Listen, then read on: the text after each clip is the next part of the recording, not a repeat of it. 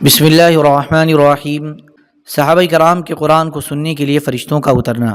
حضرت ابو سعید خدری رضی اللہ عنہ فرماتے ہیں، ایک رات حضرت اسید بن حضیر رضی اللہ عنہ اپنے کھلیان میں قرآن پڑھ رہے تھے کہ اتنے میں ان کا گھوڑا بدکنے لگا، وہ رک گئے تو گھوڑا بھی رک گیا۔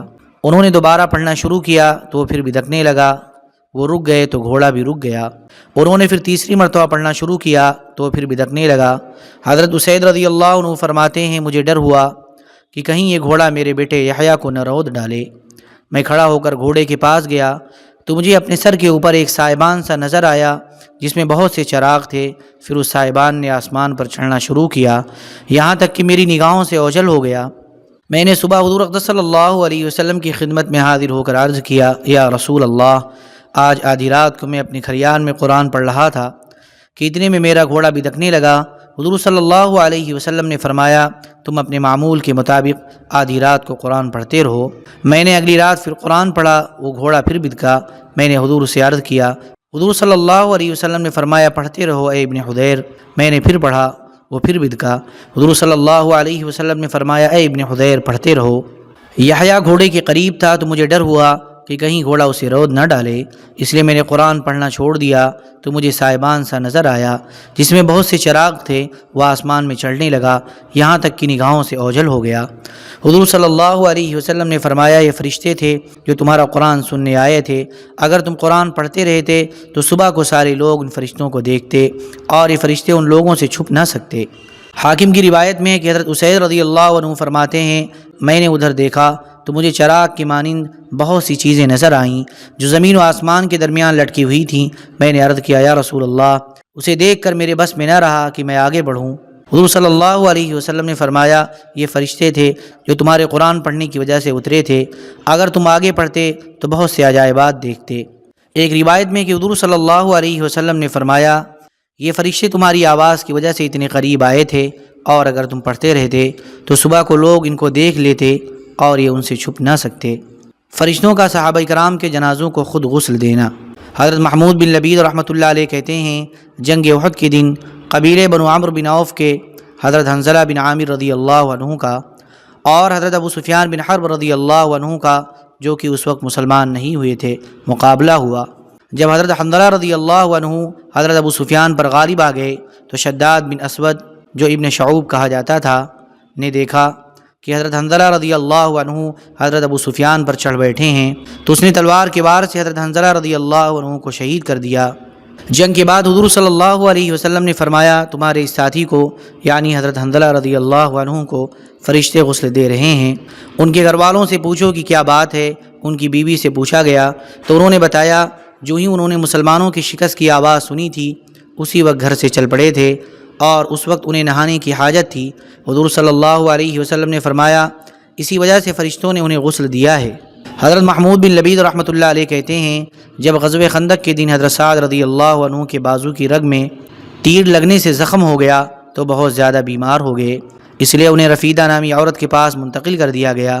آگے اور بھی حدیث ذکر کی ہے، اس میں یہ بھی ہے کہ ان کے انتقال کی خبر پر حضور صلی اللہ علیہ وسلم تشریف لے گئے اور ہم بھی آپ کے ساتھ چل پڑے۔ آپ صلی اللہ علیہ وسلم اتنی تیزی سے چلے کہ ہمارے جوتیوں کے تسمے ٹوٹنے لگے اور ہمارے کندھوں سے چادریں گرنے لگیں۔ صحابہ نے بطور شکایت عرض کیا، یا رسول اللہ، آپ نے تیز چل کر ہمیں تھکا دیا۔ حضور صلی اللہ علیہ وسلم نے فرمایا، مجھے اس بات کا ڈر تھا کہ جیسے فرشتوں نے حضرت حنظلہ کو غسل دے دیا تھا، کہیں ان کو بھی فرشتے ہم سے پہلے غسل نہ دے دیں۔ حضرت عاصم بن عمر بن قتادہ رحمۃ اللہ علیہ کہتے ہیں، پھر حضور صلی اللہ علیہ وسلم سو گئے۔ جب آپ صلی اللہ علیہ وسلم بیدار ہوئے تو آپ کے پاس حضرت جبرائیل علیہ السلام یا کوئی اور فرشتہ آیا اور اس نے کہا، آپ کی امت میں سے آج رات کون فوت ہوا ہے جن کے مرنے پر آسمان والے خوش ہو رہے ہیں؟ آپ نے فرمایا، اور تو مجھے کوئی معلوم نہیں، البتہ سعد رات کو بہت بیمار تھے۔ سعد کا کیا ہوا؟ صحابہ نے عرض کیا، یا رسول اللہ، ان کا انتقال ہو گیا تھا، ان کی قوم کے لوگ انہیں اٹھا کر اپنے محلے میں لے گئے ہیں۔ حضور صلی اللہ علیہ وسلم نے فجر کی نماز پڑھائی، پھر حضرت سعد رضی اللہ عنہ کی طرف تشریف لے گئے، آپ کے ساتھ صحابہ بھی تھے۔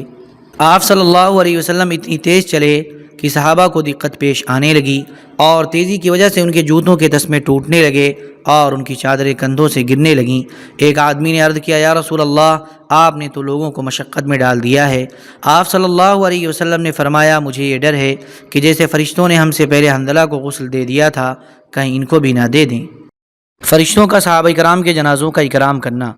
جب حضرت جابر رضی اللہ عنہ کے والد شہید ہوئے تو ان کے چہرے سے کپڑا ہٹا کر رونے لگے۔ لوگوں نے انہیں منع کیا تو حضور صلی اللہ علیہ وسلم نے فرمایا، تم اپنے والد کو رو یا نہ رو، تمہاری مرضی ہے، لیکن اللہ کے ہاں ان کا اتنا بڑا درجہ ہے کہ آپ لوگوں کے اٹھانے تک فرشتے ان پر اپنے پروں سے سایہ کرتے رہے۔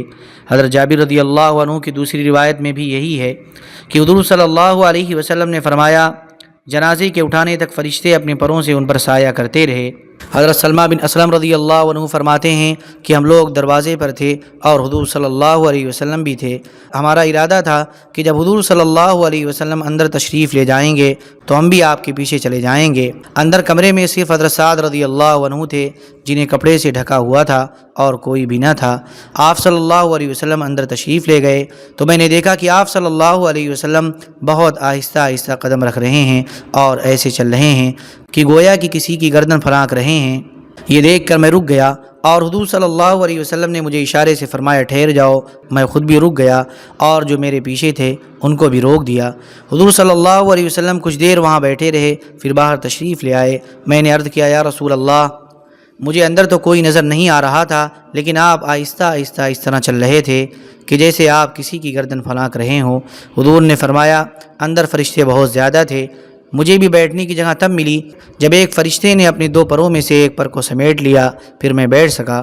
اور حضور صلی اللہ علیہ وسلم حضرت سعد رضی اللہ عنہ کو فرما رہے تھے، اے ابو عمرو، یہ حضرت سعد کی کنیت ہے، تمہیں مبارک ہو۔ اے ابو عمرو، تمہیں مبارک ہو۔ اے ابو عمرو، تمہیں مبارک ہو۔ حضرت ابن عمر رضی اللہ عنہما فرماتے ہیں، حضور صلی اللہ علیہ وسلم نے فرمایا، سعد بن معاذ رضی اللہ عنہ کی وجہ سے ایسے 70,000 فرشتے اترے ہیں جنہوں نے اس سے پہلے کبھی زمین پر قدم نہیں رکھا۔ اور جب حضرت سعد دفن ہو گئے تو آپ صلی اللہ علیہ وسلم نے فرمایا، سبحان اللہ، اگر قبر کے بھیجنے سے کسی کو چھٹکارا ملتا تو سعد کو ضرور مل جاتا۔ حضرت سعد بن ابراہیم رحمۃ اللہ علیہ کہتے ہیں، جب حضرت سعد رضی اللہ عنہ کا جنازہ باہر نکالا گیا تو کچھ منافقوں نے کہا، سعد کا جنازہ کتنا ہلکا ہے۔ حضور صلی اللہ علیہ وسلم نے فرمایا، 70,000 فرشتے اترے ہیں جو سعد کے جنازے میں شریک ہوئے ہیں، اور ان فرشتوں نے آج سے پہلے کبھی زمین پر قدم نہیں رکھا۔ حضرت حسن رحمۃ اللہ علیہ کہتے ہیں، حضرت سعد بن معاذ رضی اللہ عنہ بڑے بھاری بھرکم جسیم آدمی تھے۔ جب ان کا انتقال ہوا اور لوگ ان کا جنازہ لے کر چل رہے تھے تو منافق بھی ان کے جنازے کے پیچھے چل رہے تھے۔ منافق کہنے لگے، ہم نے آج جیسا ہلکا آدمی تو کبھی دیکھا نہیں، یہ ان کے گنہگار ہونے کی نشانی ہے۔ اور کہنے لگے کہ آپ جانتے ہیں ایسا کیوں ہے؟ اس وجہ سے ہے کہ انہوں نے بنو قریظہ کی یہودیوں کے بارے میں غلط فیصلہ کیا تھا۔ جب حضور صلی اللہ علیہ وسلم سے اس بات کا تذکرہ کیا گیا تو آپ نے فرمایا، اس ذات کی قسم جس کے قبضے میں میری جان ہے، فرشتے ان کا جنازہ اٹھائے ہوئے تھے، اس لیے ان کا جنازہ ہلکا لگ رہا تھا۔